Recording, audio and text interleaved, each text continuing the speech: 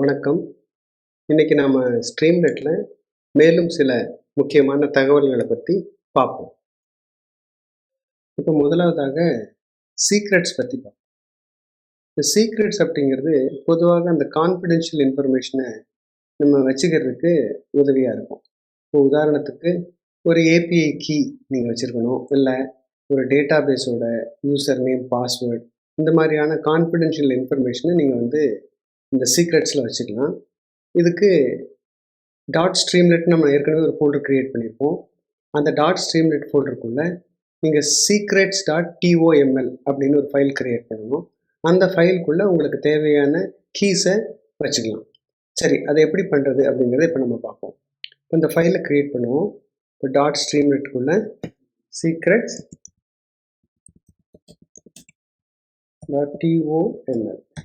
அப்படிங்கிற ஃபைல் நம்ம க்ரியேட் பண்ணுவோம். ஸோ இதில் நான் ஏற்கனவே டைப் பண்ணி வச்சுருந்த இன்ஃபர்மேஷனை பேஸ்ட் பண்ணுறேன். இதை இப்போ எக்ஸ்பிளைன் பண்ணுறேன். பார்த்தீங்கன்னா இந்த ஃபைலில் நம்ம ஒரு டேட்டாபேஸோட யூசர் நேம் வச்சுருக்கோம், அதோட பாஸ்வேர்டு வச்சுருக்கோம், அப்புறம் நம்ம ப்ரொடக்ஷன் அப்படின்னு ஒன்று போட்டிருக்கோம். அதுக்குள்ளே ஒரு யூசர் நேம், பாஸ்வேர்டு, அலோட் ஐபிஸ் அப்படின்னு போட்டிருக்கோம். இந்த சீக்ரெட்ஸில் பார்த்தீங்கன்னா இது ஒரு கீ இருக்கும், அப்புறம் ஒரு வேல்யூ இருக்கும். இங்கே ஒரு கீ, இங்கே ஒரு வேல்யூ. அதே போல் தான் இப்போ ப்ரொடக்ஷன் அப்படிங்கிறது ஒரு தனி ஹெட்டிங்கு. அந்த ஹெட்டிங்குக்குள்ளே இருக்கக்கூடிய யூசர் நேம் என்ன, டிபி பாஸ்வேர்டு என்ன, அதோட அலோட் ஐபிஸ் என்ன அப்படிங்கிறத நம்ம கொடுத்துக்கலாம். ஸோ இதே மாதிரி ப்ரொடக்ஷன் மட்டும் இல்லை, இப்போ ப்ரீ ப்ரொடக்ஷன், டெஸ்டிங் அப்படிங்கிற மாதிரிலாம் நம்ம கொடுத்துக்கலாம். இப்போ நம்ம இந்த ப்ரோக்ராமை ரன் பண்ணும்போது எந்த என்விரான்மெண்ட்டில் இருக்குமோ அந்த என்விரான்மெண்ட்டில் இருக்கக்கூடிய நம்ம வேரியபிள்ஸை நம்ம யூஸ் பண்ணி கூட நம்ம ரன் பண்ணிக்கலாம். சரி, அடுத்து நம்ம டிஃபைன் பண்ண secrets.toml அதுக்குள்ளே இருக்கக்கூடிய அந்த வேல்யூஸ் எல்லாத்தையும் நம்ம எப்படி ஆக்சஸ் பண்ணலாம் அப்படிங்கிறத பார்ப்போம். நான் ஏற்கனவே இந்த ப்ரோக்ராம் எழுதியிருக்கேன். இப்போ நம்ம 1 by 1 அதை அன்கமெண்ட் பண்ணிவிட்டு என்ன நடக்குது அப்படிங்கிறத பார்ப்போம். அதில் டைட்டில் போட்டிருக்கோம், நான் அன்கமெண்ட் பண்ணுறேன். ரன் பண்ணுவோம். இப்போ நம்ம போட்ட டைட்டிலும் அதோட கண்டென்ட்டும் நமக்கு வந்துருச்சு. அடுத்து நம்ம secret.toml இதில் இருக்கக்கூடிய ஒவ்வொரு வேல்யூவும் நம்ம ஆக்சஸ் பண்ணணும். அதை எப்படி ஆக்சஸ் பண்ணலாம் அப்படிங்கிறத நம்ம பார்ப்போம். இப்போ முதலாவது நம்ம யூசர் நேம் ஆக்சஸ் பண்ணணும். DB_ யூசர் நேம், அதுக்கு என்ன வேல்யூ இருக்குது, ஜேபின்னு இருக்குது, அதை நம்ம ஆக்சஸ் பண்ணணும். இப்போ நம்ம என்ன பண்ணுறோம், அதை ஆக்சஸ் பண்ணுறதுக்கு st.secretsof அதாவது streamlit.secretsof அப்படின்னு சொல்லிட்டு நீங்கள் ஸ்கொயர் ப்ராக்கெட்டில் இந்த டிபி யூசர் நேம் அப்படிங்கிறது இந்த secret.toml இங்கே கொடுத்துருப்போம் இல்லையா, இந்த கீயை நீங்கள் கொடுத்துட்டிங்கன்னா இதோட வேல்யூ நமக்கு ரிட்டன் ஆகிடும். இப்போ நாம் இந்த யூசர் நேமை மட்டும் அன்கமெண்ட் பண்ணுவோம். இப்போ நான் அதை சேவ் பண்ணுறேன். பாருங்கள், பார்த்தீங்கன்னா இப்போ யூசர் நேம் ஜேபி அப்படின்னு வந்துருச்சு. இப்போ அடுத்து நம்ம பாஸ்வேர்டு இருக்குது, அந்த பாஸ்வேர்டை நம்ம அன்கமெண்ட் பண்ணுவோம். நான் சேவ் பண்ணுறேன். இப்போ நம்ம ஆல்வேஸ் ரீரன் கொடுத்துருவோம். பார்த்தீங்கன்னா இப்போ பாஸ்வேர்டு நம்ம என்ன கொடுத்தோமோ அந்த பாஸ்வேர்டு இங்கே வந்துருச்சு. இப்போ நம்மளோட secrets.toml பார்த்தீங்கன்னா இதுதான் 12QWAZXன்னு கொடுத்துருக்கோம். அந்த பாஸ்வேர்டு தான் இங்கே நமக்கு கிடச்சிருக்கு. முக்கியமான விஷயம் என்ன அப்படின்னு பார்த்தீங்கன்னா, இது நம்ம பொதுவாக கொடுக்கக்கூடிய யூசர் நேம், பாஸ்வேர்டு, கீஸ் இப்படி கொடுக்குறோம். இப்போ நமக்கு இது எந்த இடத்துல இது அதிகமாக உபயோகப்படும் அப்படின்னு பார்த்தீங்கன்னா, இப்போ நம்ம ஒரு ப்ரொடக்ஷன் என்விரான்மெண்ட் வச்சுருக்கோம், ஒரு டெவலப்மெண்ட் என்விரான்மெண்ட் வச்சுருக்கோம், ஒரு டெஸ்டிங் என்விரான்மெண்ட் வச்சுருக்கோம். இப்போ அந்த ப்ரொடக்ஷன் என்விரான்மெண்ட்டுக்கும் இல்லை டெஸ்டிங் என்விரான்மெண்ட்டுக்கும் டெவலப்மெண்ட் என்விரான்மெண்ட்டுக்கும் இருக்கக்கூடிய டேட்டாபேஸ் சேஞ்ச் ஆகலாம், அதோட யூசர் நேம், பாஸ்வேர்டு சேஞ்ச் ஆகலாம், மற்ற பேராமீட்டர்ஸ் ஒவ்வொன்றுக்கும் வேறு வேறையாக இருக்கலாம். அப்போது உதாரணத்துக்கு நான் இப்போ ப்ரொடக்ஷனுக்கு என்ன பண்ணியிருக்கேன்னா, ஒரு ஸ்கொயர் ப்ராக்கெட் ப்ரொடக்ஷன் இந்த ஸ்கொயர் ப்ராக்கெட் க்ளோஸ் பண்ணிவிட்டு நான் இங்கே மற்ற யூசர் நேம், பாஸ்வேர்டு, அலோட் ஐபிஸுங்கிற 3 விஷயத்தை நான் இங்கே கொடுத்துருக்கேன். அப்போது நம்ம இந்த ப்ரொடக்ஷனுக்குள்ளே இருக்கக்கூடிய இந்த யூசர் நேமை நம்ம ஆக்சஸ் பண்ணணும், இந்த ப்ரொடக்ஷனில் இருக்கக்கூடிய பாஸ்வேர்டு ஆக்சஸ் பண்ணணும், அதில் இருக்கக்கூடிய அலோட் ஐபிஸை ஆக்சஸ் பண்ணணும் அப்படின்னு வச்சுக்கோங்க. அப்போ அது எப்படி ஆக்சஸ் பண்ணலாம், இந்த சீக்ரெட்ஸ் ஃபைல்லேருந்து எப்படி அந்த இன்ஃபர்மேஷனை நம்ம எடுக்கலாம் அப்படிங்கிறத பார்ப்போம். அதுக்கு நம்ம app.pyல இந்த லைனை அன்கமெண்ட் பண்ணுறேன். அதாவது st.secretsof ப்ரொடக்ஷன் அப்படிங்கிற சொல்கிறது நீங்கள் இது கொடுத்துருக்கக்கூடிய இந்த ஹெட்டிங், இந்த ஹெட்டருக்கு கீழே இருக்கக்கூடிய ப்ரொடக்ஷன் அப்படின்னு நீங்கள் கொடுத்துருக்கோம் இல்லைங்களா, அந்த ப்ரொடக்ஷன் அப்படிங்கிறது இங்கே இருக்கும் பாருங்கள், இந்த ப்ரொடக்ஷன் இந்த ஹெட்டிங்கு, இதுக்கு கீழே இருக்கக்கூடிய டிபி யூசர் நேம். அப்போது இங்கே டிபி யூசர் நேம் அப்படின்னு நீங்கள் சொன்னீங்கன்னா இந்த யூசர் நேம், இந்த டிபி யூசர் நேம். சாதாரணமாக நீங்கள் டிபி யூசர் நேம்னு சொல்லும்போது உங்களுக்கு இந்த யூசர் கிடைக்கும். ஆனால் நீங்கள் ப்ரொடக்ஷனுக்குள்ளே இருக்கக்கூடிய டிபி யூசர் நேம் அப்படின்னு கேட்கும்போது இந்த யூசர் வந்து நமக்கு கிடைக்கும். அதே போல் பாஸ்வேர்டு அலோட் ஐபிஸ். இப்போ நம்ம என்ன பண்ணியிருக்கோம், இதை அன்கமெண்ட் பண்ணியிருக்கோம். ஸோ இது வந்து மை கூல் சீக்ரெட்ஸ் அப்படின்னு கொடுத்துருக்கேன். அதில் வந்து நம்ம பிரிண்ட் பண்ணுறோம். இப்போ என்ன நடக்குதுன்னு பார்ப்போம். பாருங்கள், my cool secrets user name வந்து இ-காமர்ஸ் அப்படின்னு கொடுத்துருக்கோம்.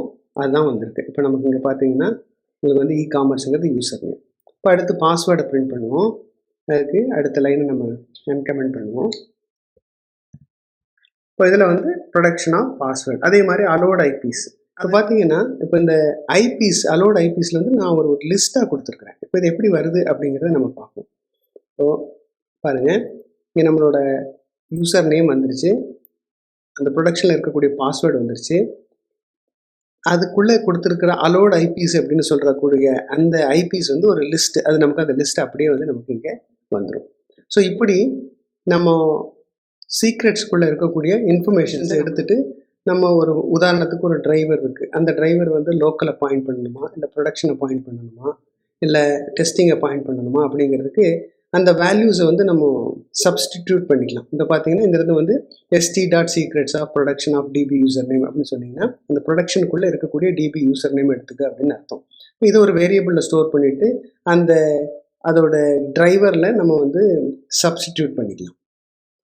இப்போ இது மட்டும் இல்லாமல் அடுத்தபடியாக அடுத்த 3 லைன் அன்கமெண்ட் பண்ணுறேன். இதில் என்ன பண்ணியிருக்கோம் அப்படின்னு பார்த்தீங்கன்னா நமக்கு ஓஎஸ் தெரியும், இம்போர்ட் ஓஎஸ் பண்ணணும். ஏன்னா அது இம்போர்ட் பண்ணல.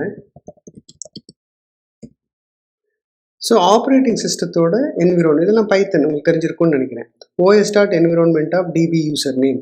இப்போ இந்த என்விரான்மெண்டல் வேரியபிளில் டிபி யூசர் நேம்ங்கிறதுக்கு வந்து சீக்ரெட்ஸில் வரக்கூடிய இந்த யூசர் நேம் டிபியோட யூசர் நேம் எடுத்து செட் பண்ணிக்கிறதுக்காக நம்ம யூஸ் பண்ணிக்கலாம். ஸோ இப்படி கூட நம்ம சீக்ரெட்ஸில் வச்சுருக்கிற வேல்யூவை என்விரான்மெண்ட்டில் செட் பண்ணுறதுக்கும் நம்ம எப்படி நம்ம யூஸ் பண்ணிக்கலாம். ஆனால் என்விரான்மெண்ட்டோட வேல்யூ நீங்கள் பிரிண்ட் பண்ணி பார்க்கும்போது அந்த என்விரான்மெண்ட்டில் டிபி யூசர் நேம் வந்து நம்ம செட் பண்ண யூசர் நேம் வந்து நமக்கு கிடைச்சிடும். ஸோ இப்போ நம்ம இதிலேருந்து என்ன தெரிஞ்சுக்கிட்டோம் அப்படின்னு பார்த்தீங்கன்னா நமக்கு சீக்ரெட்ஸ் ஃபைலை வந்து நம்மளால் டிஃபைன் பண்ண முடியும். அதாவது .streamlit அப்படிங்கிற ஃபோல்டருக்குள்ளே secrets.toml அப்படிங்கிற ஃபைலை க்ரியேட் பண்ணிக்கணும். அந்த ஃபைலில் நமக்கு தேவையான சீக்ரெட்ஸை வச்சுக்கணும். இதில் முக்கியமான இன்னொரு விஷயம் நீங்கள் புரிஞ்சிக்க வேண்டியது என்னென்னா இந்த ஃபைலை எக்காரணத்தை கொண்டு ஜிட்டில் நீங்கள் கமிட் பண்ணிடாதீங்க. ஏன்னா அதை ஒன்ஸ் நீங்கள் கமிட் பண்ணிட்டீங்கன்னா இந்த யூசர் நேம் பாஸ்வேர்டு எல்லாமே வந்து யார் ஜிட்டுக்கு அக்சஸ் இருக்கோ அவங்க எல்லாருக்குமே அது தெரிய ஆரம்பிச்சிடும். அதனால் இதை வந்து நீங்கள் லோக்கலாக தான் வச்சுக்கணும், இந்த ஜிட்டில் கமிட் பண்ணக்கூடாது. ஸோ இப்போ அதில் அந்த ஃபைலில் நம்ம ஒரு கீ அண்ட் அ வேல்யூ, அதுக்கு கீக்கு என்ன வேல்யூ இருக்குங்கிறத நம்ம கொடுத்துக்கலாம். அதே போல் அதை குரூப் பண்ணிக்கலாம். இப்போ ப்ரொடக்ஷனுக்குள்ளே இந்த வேல்யூ எல்லாம் இருக்குது. இப்போ இதே வந்து நமக்கு டெவலப்மெண்ட்டுக்கு தேவை அப்படின்னா இதை வந்து டெவலப்மெண்ட்டுன்னு போட்டுக்கிறோம். ப்ரொடக்ஷனுக்கு பதிலாக நம்ம வந்து டெவலப்மெண்ட்னு போட்டுக்கலாம். இதுக்கு உண்டான யூசர் நேம் பாஸ்வேர்டு நம்ம இருந்ததுன்னா கொடுத்துக்கலாம். For example local db, the password maybe 1 2 3 4 5 6, the local allowed IPs கொடுத்துக்கலாம். இப்போது இந்த ஒவ்வொன்றையும் இது வந்து குளோபலாக இருக்கிறது, இது வந்து ப்ரொடக்ஷனுக்காக இருக்கக்கூடியது, இது வந்து டெவலப்மெண்ட்டுக்காக இருக்கக்கூடியது. அப்போ நீங்கள் ஒவ்வொரு வேல்யூவும் இங்கே இருக்கக்கூடிய வேல்யூ நீங்கள் அக்சஸ் பண்ணும்போது நீங்கள் சொல்லிக்கலாம் லைக் st.secrets ஆஃப் இப்போ ப்ரொடக்ஷன் சொல்லியிருக்கு இல்லையா, அதுக்கு பதிலாக development of DB user name அப்படின்னு நீங்கள் சொன்னீங்கன்னா இங்கே இந்த கொடுத்துருக்கிற இந்த லோக்கல் டிபி அப்படிங்கிறதா உங்களுக்கு கிடைக்கும். ஸோ இப்படி நீங்கள் சீக்ரெட்ஸ் வந்து நீங்கள் டிஃபைன் பண்ணிக்கலாம். அந்த டிஃபைன் பண்ண வேல்யூ வந்து அந்த st.secrets அந்த ஃபங்க்ஷன்ஸ் யூஸ் பண்ணி அதில் இருக்கக்கூடிய வேல்யூஸ் எல்லாத்தையுமே உங்களால் அக்சஸ் பண்ணிக்க முடியும். நம்ம அடுத்து மிக முக்கியமானது ஸ்ட்ரீம்லெட்டில் ஃபார்ம் பற்றி பார்க்க போகிறோம்.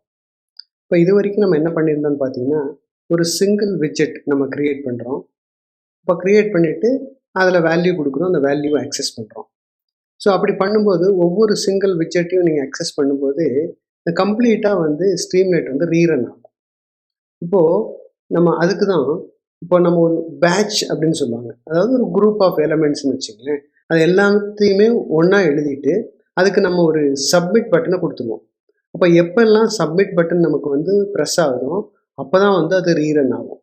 ஸோ அப்போது இது எங்கே யூஸ் பண்ணுறாங்கன்னா பொதுவாக வந்து இன்ட்ராக்ட் பண்ணுற இடத்துல, எந்த இடத்துல எல்லாம் வந்து நமக்கு யூசர் இன்ட்ராக்ஷன் தேவைப்படுதோ அந்த இடத்துல வந்து நம்ம ஃபார்ம் வந்து யூஸ் பண்ணுறோம். அது எப்படி அப்படிங்கிறது நம்ம பார்ப்போம்.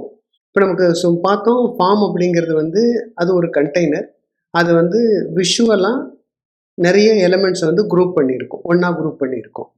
அதுக்கு ஒரு சப்மிட் பட்டன் இருக்கும் அப்படிங்கிறத நம்ம பார்த்தோம். இப்போ அந்த சப்மிட் பட்டனை ப்ரெஸ் பண்ணும்போது அந்த ஃபார்மில் இருக்கக்கூடிய ஒவ்வொரு விட்ஜெட்டுக்கும் நம்ம என்ன வேல்யூ என்டர் பண்ணியிருக்கோமோ அந்த வேல்யூ எல்லாமே பேசிக்கலாக ஒரு சிங்கிள் வேல்யூவாக வந்து ஸ்ட்ரீம்லைட் வந்து அனுப்பிவிட வேண்டிய. இன்னும் ஃபார்மை பற்றிய சில விஷயங்கள் நம்ம என்னென்ன தெரிந்து கொள்ளணும் அப்படின்னா, ஒரு ஃபார்ம் அப்படின்னு நீங்கள் எடுத்துட்டிங்கன்னா ஸ்ட்ரீம்லைட்டில் கண்டிப்பாக வந்து அதுக்கு ஒரு சப்மிட் பட்டன் இருக்கணும். அதே போல் ஒரு ஃபார்மில் ஒரு பட்டனோ அல்லது டவுன்லோட் பட்டனோ வந்து நம்மளால் ஆட் பண்ண முடியாது. இதெல்லாம் அதோட கன்ஸ்ட்ரைன்ஸ் அப்படின்னு சொல்லுவாங்க. ஃபார்ம் வந்து எங்கே வேணாலும் அப்பியர் ஆகலாம். நமக்கு சைடு பார் இருக்குது, சைடு பாரில் அப்பியர் ஆகலாம், இல்லை ஒரு காலம்ஸில் அப்பியர் ஆகலாம், இல்லை எதில் வேணாலும் அப்பியர் ஆகலாம். ஆனால் ஒரு ஃபார்முக்குள்ளே இன்னொரு ஃபார்மை வந்து நம்ம போட முடியாது. அதான் எம்பேடிங் அப்படின்னு சொல்லுவாங்க.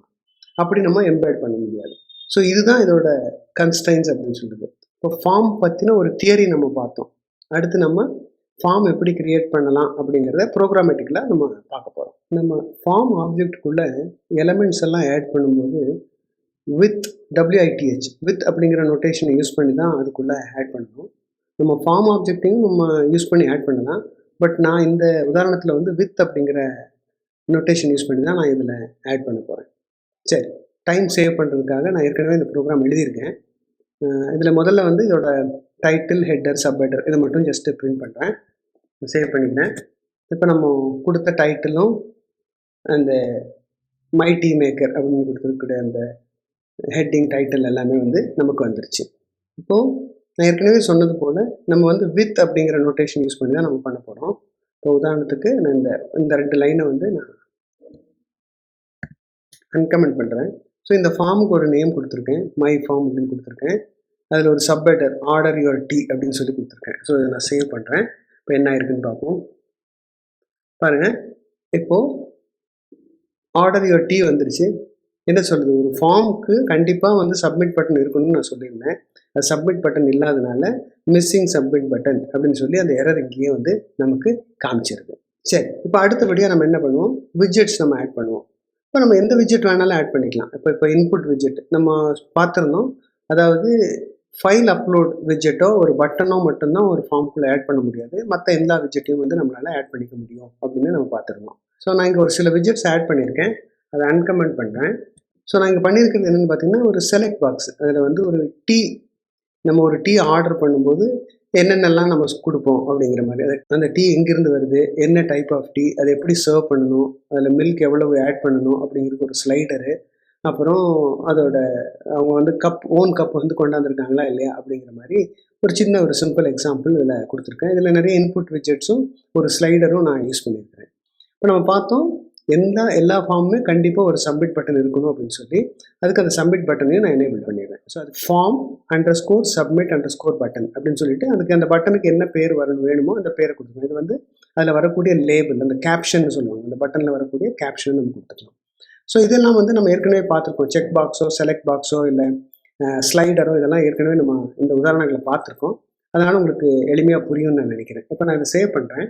இப்போ நம்ம ப்ரௌசரில் என்ன அவுட்புட் அப்படின்னு பார்ப்போம். பாருங்கள், இப்போ நம்மளோட ஃபார்ம் ரெடியாக இருக்குது. அதாவது நம்ம ஃபஸ்ட்டு ஆர்டர் யுவர் டீ, இப்போ டீ இங்கே போய் பார்த்தீங்கன்னா ஊட்டி அசாம் அப்படின்னு இருக்குது. அப்புறம் type light, medium, strong. Spelling மிஸ்டேக்காக இருக்குது, டைப் அப்படிங்கிறது மாற்றிக்குவோம்.